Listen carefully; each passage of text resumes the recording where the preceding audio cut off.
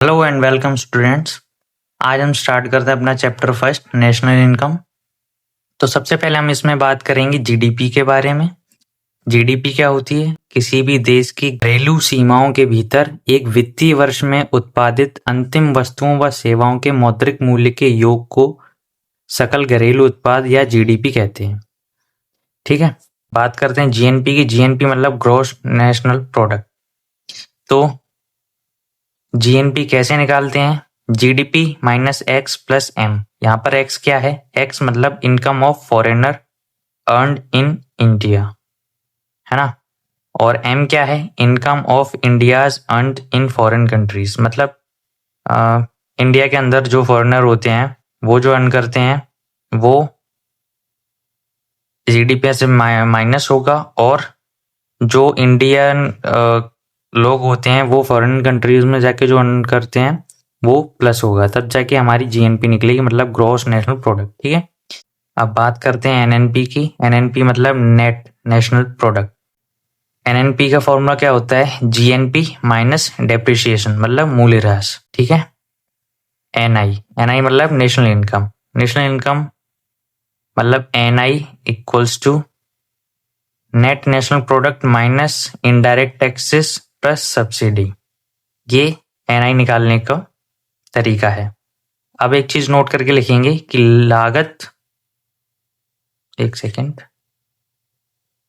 लागत मूल्य पर एनएनपी को ही राष्ट्रीय आय कहते हैं। ठीक है, भारत में राष्ट्रीय आय की गणना का सर्वप्रथम प्रयास दादाभाई नौरोजी ने किया था। ये इंपॉर्टेंट पॉइंट है, इसे नोट कर लेना। और 1867 से 1868 में पर कैपिटा इनकम 20 रुपये बताया था, ये दादाभाई नौरोजी ने बताया था। ठीक है, इनकी बुक भी है, the poverty and un-British rule in India, wealth train theory and poverty of India. ये तीनों इनकी इंपॉर्टेंट बुक्स हैं जो एग्जाम्स में पूछी जाती हैं, तो इनको याद कर लेना अच्छे से।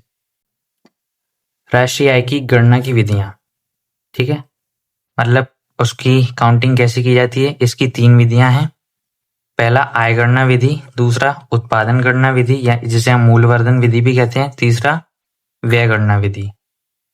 अब इसका एक नोट पॉइंट लिखो, राष्ट्रीय आय की गणना में गृहिणी की आय शामिल नहीं होती। गृहिणी मतलब हाउसवाइफ, तो उसमें उसकी इनकम जो है वो ऐड नहीं होती। राष्ट्रीय आय की एनएसओ द्वारा गणना होती है। ये कब एस्टेब्लाइज हुआ था? मई 2019 दिल्ली में। ठीक है, अब एनएसओ कैसे, एनएसओ क्या होता है? सीएसओ प्लस एनडबलएसओ, मतलब नेशनल सैंपल सर्वे ऑर्गेनाइजेशन, और सीएसओ से मिलाकर एनएसओ बनता है।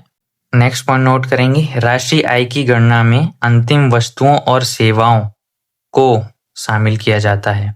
राष्ट्रीय आय की गणना में हस्तांतरित आय को शामिल नहीं किया जाता। अब बात करते हैं पर कैपिटा इनकम की। पर कैपिटा इनकम क्या होता है? पर कैपिटा इनकम मतलब टोटल पॉपुलेशन जो हमारी कंट्री की होती है और जो नेशनल इनकम होती है, तो अगर हम प्रत्येक व्यक्ति पर अपनी नेशनल इनकम निकालें तो उसे ही पर कैपिटा इनकम कहते हैं। ठीक है, नोट करके लिखना कि किसी देश के आर्थिक विकास का सबसे अच्छा सूचक प्रति व्यक्ति आय है। अगर हमारी वीडियो अच्छी लगी हो तो like, comment, share and subscribe करें। आप अपने नोट्स इसी तरीके से बना सकते हैं, हर कॉम्पिटिटिव एग्जाम्स के लिए पर्याप्त हैं।